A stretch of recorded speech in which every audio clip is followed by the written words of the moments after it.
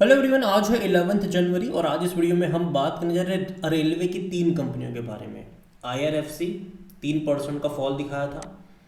RVNL मतलब तकरीबन 4% की तेज़ी थी यहाँ पर। इरकॉन में तो 5.5% की तेज़ी थी। तीनों ही कंपनियों के बारे में हम बात करेंगे क्योंकि बहुत ही बड़ी और बहुत ही भयंकर तरीके से यहाँ पर हमें गिरावट देखने को मिल रही है, तो बात करना बनता भी है। लेकिन उससे पहले अगर आपने अभी तक चैनल को सब्सक्राइब नहीं किया है तो प्लीज़ अभी इसे सब्सक्राइब कर लीजिए, क्योंकि आगे भी बहुत सारे वीडियोस हैं जो आपको काफ़ी ज़्यादा हेल्प करेंगे। तो सबसे पहले बात करेंगे आईआरएफसी की। 3% का फॉल कल दिखाया था। बाजार वैसे भी बहुत ही गंदे तरीके से चल रहा है। यहाँ पर एक महीने में देखो तो भाई साहब 17% का फॉल है आईआरएफसी में। आरवीएनएल भी अगर आप देखोगे तो एक महीने में यहाँ पर भी 17% का फॉल है। 475 से 400 रुपये से भी नीचे आ चुका है।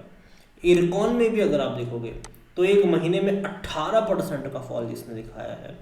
भयंकर तरीके से तीनों ही कंपनियों में गिरावट देखने को मिल रही है। आईआरएफसी में एक साल में 27% का ही ग्रोथ रह चुका है। जो कंपनी का शेयर 106 रुपये का था, तेजी ऐसी बनी थी कि ये गया था 220 रुपये पर इंट्राडे में, उससे ऊपर गया था। 100% से भी ज़्यादा का ग्रोथ था। वहाँ से इससे पहले भी एक मेजर फॉल आया था, 134 पे शेयर गया था, तेज़ी आ गई थी दोबारा से। अब फिर से वहीं पर 134 रुपये से नीचे जाने की कोशिश करने वाला है। इनिशियल सपोर्ट अगर मैं देखूँ तो यहाँ पर 120 रुपये के आसपास देखने को मिल रहा है। देखते हैं कि वहाँ पर ये रुकता भी है कि नहीं। और अगर 5 साल का ग्राफ देखो, एक टाइम था जब बहुत ही सस्ते प्राइस पे अवेलेबल था। कई सारे वीडियोस है तब मेरे कि भैया ख़रीदारी करो और भूल जाओ इसको। बेहतरीन तेज़ी दिखाई थी और अब बड़ी गिरावट है। ऐसी गिरावट इसने इससे पहले नहीं देखी। इस कंपनी ने इतनी बड़ी गिरावट पहली बार देखी है। और जहाँ तक बात करें वैल्यूएशन की, इतनी बड़ी गिरावट के बाद भी थोड़े से महंगे वैल्यूएशन के ऊपर है। 27 का पी रेशो है इसका, सेक्टर पी 16 का है। फाइनेंशियल भी अगर हम देखें तो ठीक ठाक नंबर्स थे इनके। 1612 करोड़ के आसपास के प्रॉफिट्स थे इनके और 6900 करोड़ के रेवेन्यू, जो कि लगातार ग्रोइंग है यहाँ पर। अब तक का सबसे हाईएस्ट रेवेन्यू था इनका लास्ट क्वार्टर में। प्रॉफिट हालांकि इससे पहले 1700 करोड़ का भी कर चुका है बीच में मार्च में। ये तो देखा जाए तो ये फिर भी डिसेंट प्रॉफिट। देखो क्वार्टरली 1500-1600 करोड़ का प्रॉफिट खराब नहीं है ये, लेकिन इनको और ज़्यादा बड़े प्रॉफिट्स करने पड़ेंगे। जहाँ तक शेयर होल्डिंग के बारे में देखिए, कंपनी के जो प्रमोटर हैं उनके पास 86.36% की होल्डिंग है। प्रमोटर कौन है? गवर्नमेंट है, सरकारी कंपनी है।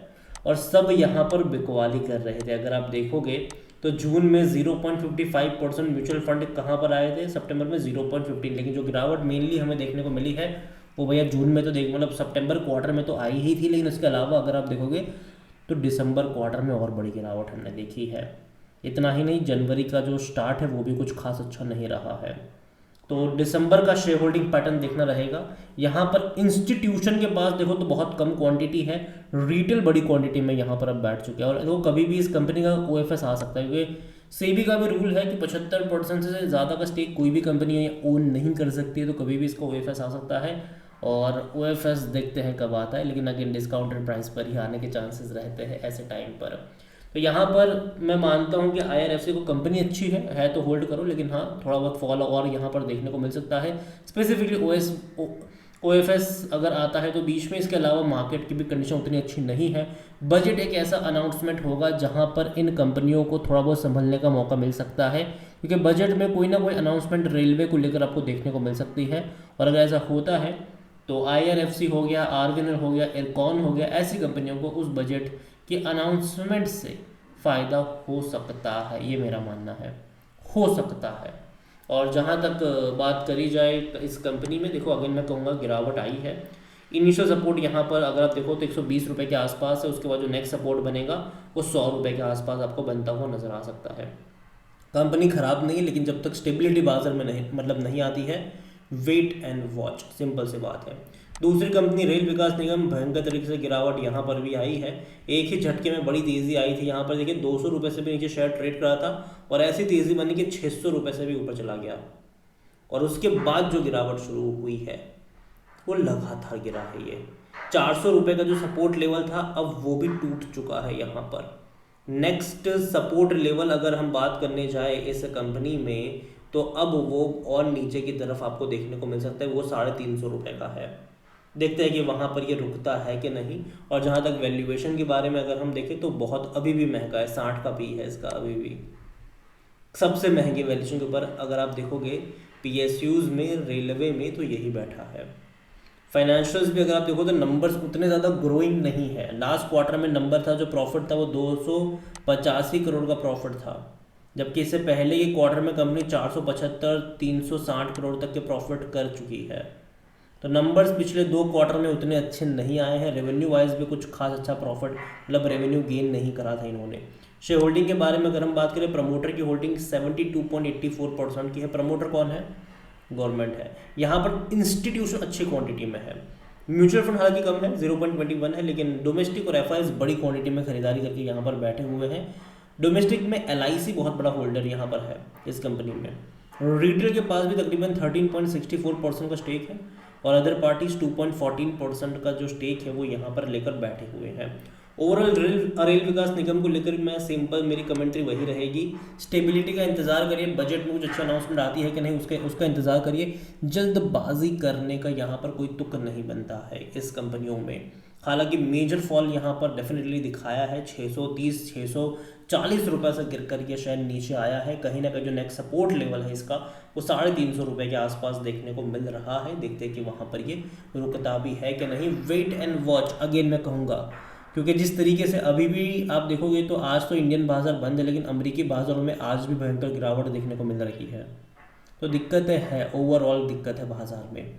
तीसरी कंपनी जो इरकॉन है, यहाँ पर भी अगर आप देखोगे तो 1 साल में जहाँ था वहीं पर आ गया। पूरा यहाँ पर जो रिटर्न था वो खा चुका है ये 340 तक गया था। वहाँ से गिरावट ऐसी बनी थी कि ये आया था कहाँ पर, 180 रुपये पर आ गया था। ये तेज़ी दोबारा बनी थी, वापस अब गिरकर 180 पर ही जाने की कोशिश कर रहा है, और वही इसका इनिशियल सपोर्ट है। देखते हैं कि उस लेवल पर ये टिकता है कि नहीं। अभी भी देखो, रेल विकास निगम की अगर हम बात करें तो 1 साल में अभी भी 100% का रिटर्न अभी भी इसका है, इतने गिरावट के बावजूद। सेम चीज़ IRFC के बारे में अगर हम बात करें तो 1 साल में यहाँ पर भी 27% का ग्रोथ अभी भी है, इतने गिरावट के बावजूद। लेकिन इरकॉन में सारा ग्रोथ खत्म हो गया है। यहाँ पर जो भी कमाया था ज़ीरो हो गया है। यहाँ पर जो तेज़ी आई थी वो ज़ीरो हो गई यहाँ पर। और इस कंपनी के वैल्यूएशन के बारे में देखो तो ये सस्ते वैल्यूएशन के ऊपर अवेलेबल है। 19 का पी है इसका, सेक्टर पी 45 का है। फाइनेंशियल्स अगर आप देखोगे तो इसके भी फाइनेंशियल में कुछ खास तेज़ी नहीं थी लास्ट क्वार्टर में, लास्ट का पीछे 2 क्वार्टरों में। जहां रेवेन्यू 3000 करोड़ से भी ज़्यादा हुआ करते थे वो घट के 2400 2500 करोड़ पर आ गए। जहां प्रॉफिट 250 करोड़ का हुआ करता था वो घट के 200 करोड़ पर आ गया। तो नंबर्स अच्छे नहीं आए इन कंपनियों के लास्ट 2 क्वार्टरों के, चाहे RVNL की बात करो, रेल विकास की बात करो, या फिर इरकॉन की आप बात करो। और जहाँ तक शेयर होल्डिंग के बारे में देखें तो जो प्रमोटर की होल्डिंग है वो 65% की है। और दिक्कत देखो यहाँ पर क्या है, रिटेल बड़ी क्वांटिटी में है, 25-26% का स्टेक रिटेल इन्वेस्टर के पास है। इंस्टीट्यूशन यहाँ पर बहुत कम क्वांटिटी में है। इंस्टीट्यूशन का जो इंटरेस्ट है वो मिसिंग है। 0.15% ही म्यूचुअल फंड के पास है, 1.29% डोमेस्टिक के पास है, 4.08% एफआईएस लेकर बैठे हैं। रिटेल के पास भी 3.59% का ही स्टेक है।